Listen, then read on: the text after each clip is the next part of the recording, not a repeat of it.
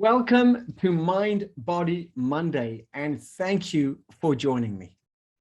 Does it seem like your brain is not as sharp as it used to be? Do you have problems concentrating or remaining focused? Are you forgetting things more often than you used to? You know the feeling when you can't quite find a particular word or remember someone's name, or you can't remember where you put your keys? You can't concentrate the way you used to. Is this all just aging, or is something else going on? I'd like to share with you a quick story from our practice. Just recently, I saw a 56-year-old patient in my clinic who would get a sudden rush of brain fog after meals in particular, and this would be the theme through her day. And sometimes she even woke up feeling this way. She describes it as if someone just flipped the switch off in her brain. She couldn't concentrate, couldn't remember names, and wasn't very functional. She felt happiest on fast days like Tisha B'Av and Yom Kippur when she didn't eat. By the way, this was the biggest clue that the problem and solution were not in her head, as I'll get to shortly. Hi and welcome. My name is Avraham Gundle, founder and director for the Center for Integrated Medicine. I'm a trained osteopath and I practice functional and integrated medicine. And over the last 30 years in private practice, I've been privileged to have helped thousands of patients heal from a diverse range of chronic health conditions, be it digestive problems like SIBO, IBS, Crohn's, colitis, skin conditions like eczema, anxiety, also diabetes, and autoimmune diseases, to name a few. If you yourself or you know someone who suffers from brain fog, then you are in the right place. In today's Mind Body Monday, we will be taking a look at the three main causes of brain fog and what to do about it, the functional medicine approach to treating brain fog, and I've got some exciting news to share with you at the end. I'm just curious, if you are watching the replay and you can chat, go ahead and type in the chat if you've ever suffered from brain fog or cloudy thinking or difficulty focusing, or reduced memory or forgetfulness, or just not being as fully switched on in your brain as you'd like to.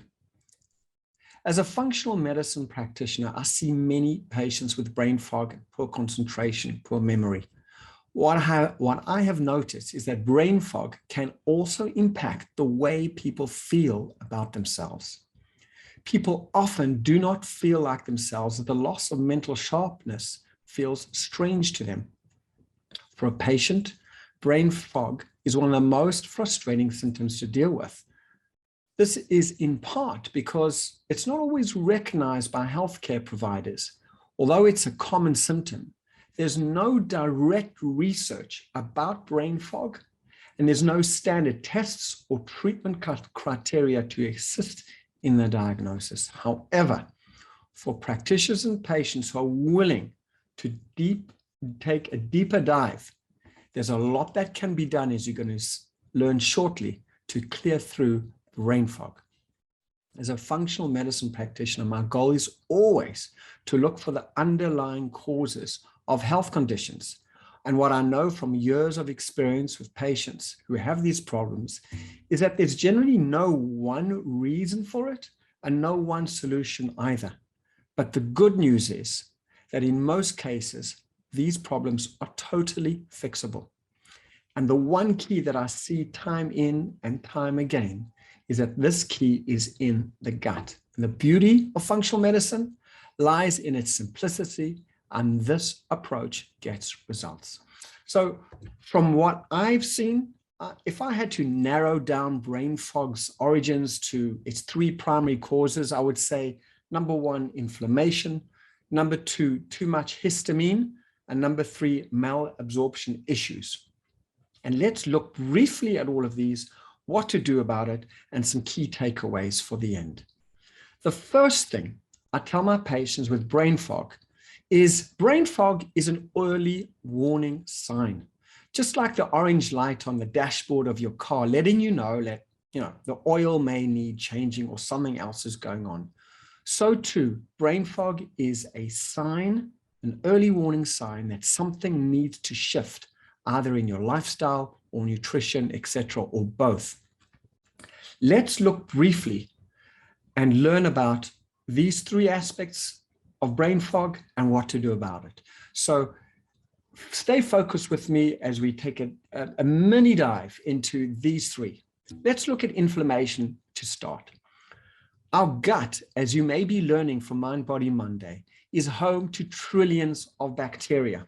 And this community is collectively called the microbiome.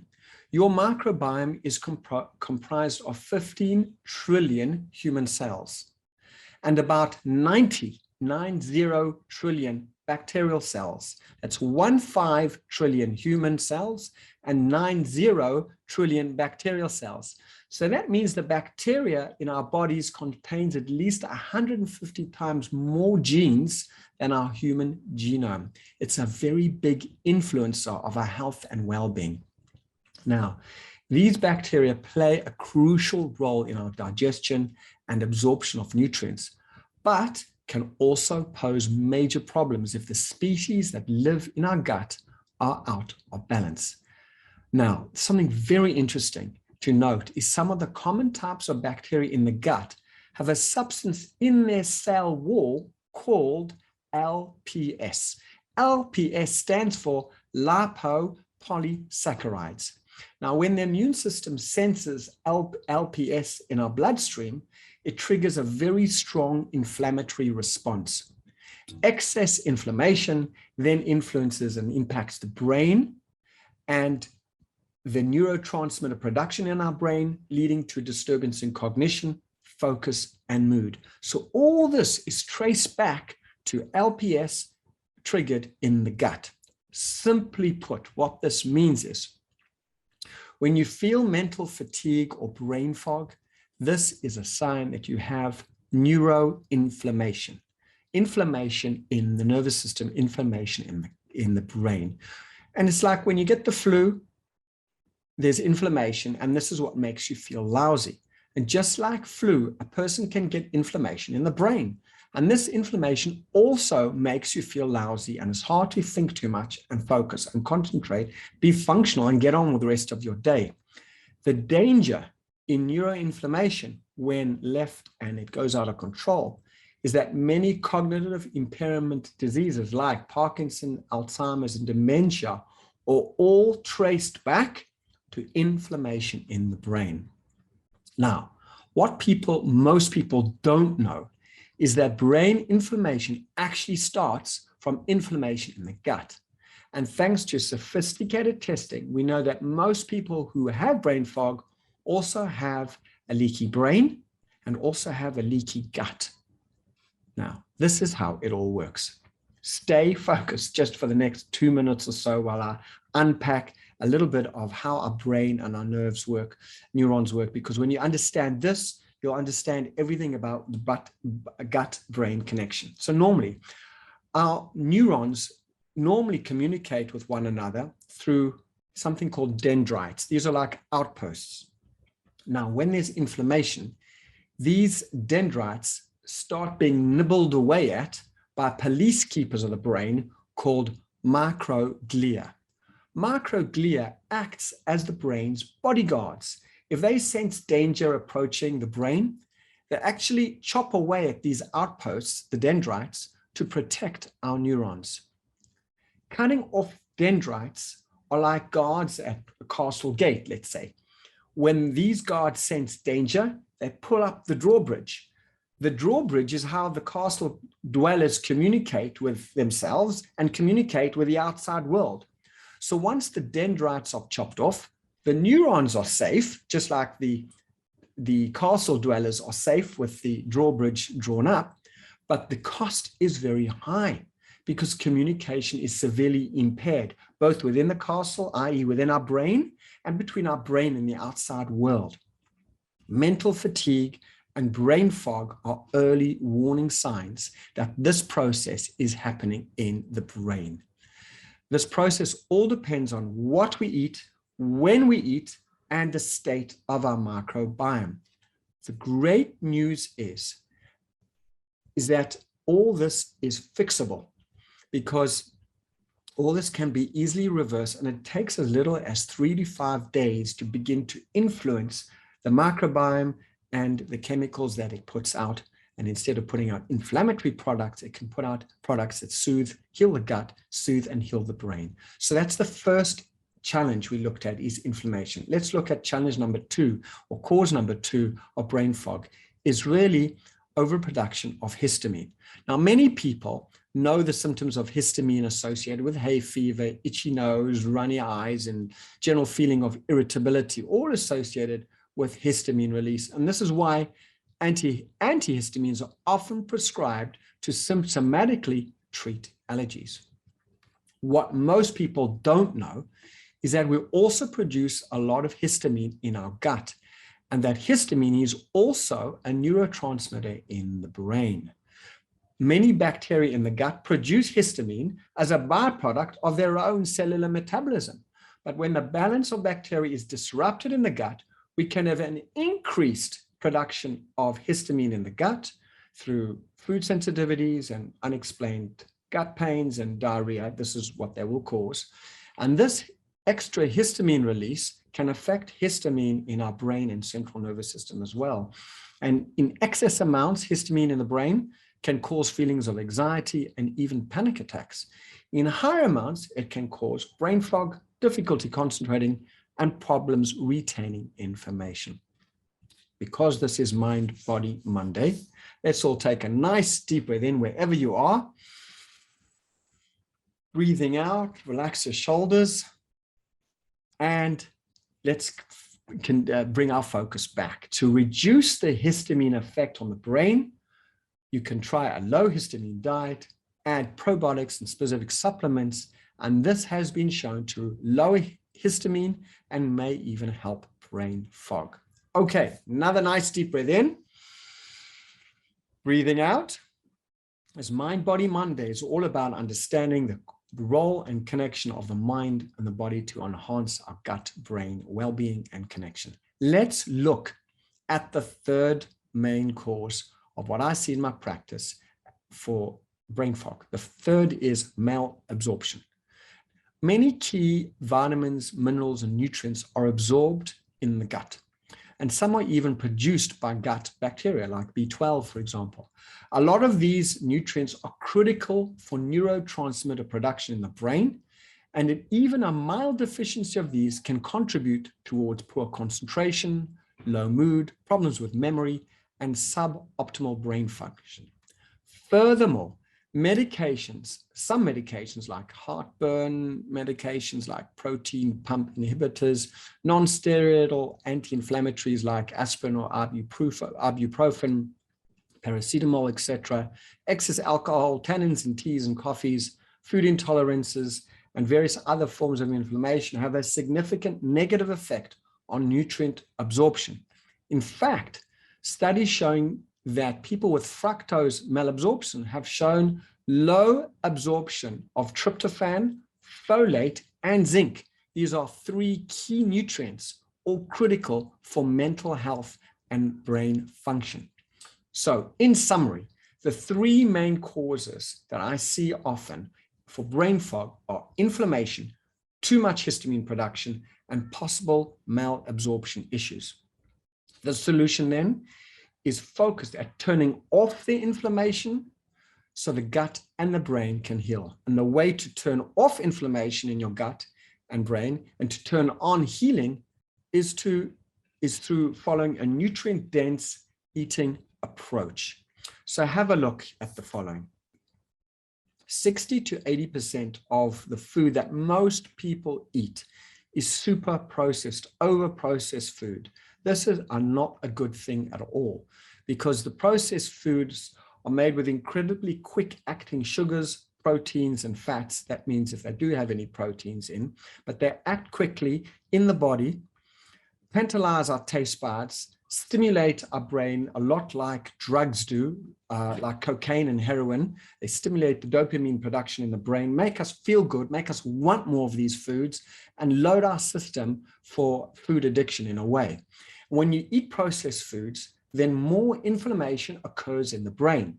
It's like adding gasoline to a fire. It makes the fire bigger and fuels more inflammation in the brain and in the gut.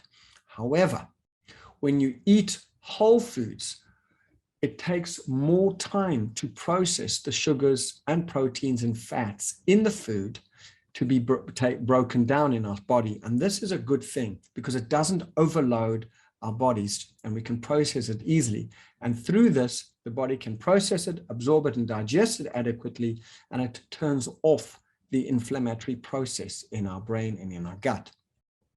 Now, when you eat foods in the close to natural state as possible, then the happier your microbiome will be, and the more it will provide energy-enhancing postbiotics, which turn off inflammation and protect your brain. Now, stay tuned because this is a fascinating piece of research that came out of Japan, where they show the important connection between microbiome and brain health. And they compared the microbiome of people with Parkinson's disease to the microbiome of people with a normal brain. And they found that people with Parkinson's disease have a microbiome that didn't produce hydrogen gas. Hydrogen gas is essential for making cellular energy, a type of energy called ATP, which is critical for our energy production. So what do? These researchers gave these patients hydrogen-enriched water. And all the patients were given this hydrogen-enriched water, their symptoms improved dramatically once this hydrogen gas was released in the system. So this research highlights the importance of a healthy microbiome for a healthy brain.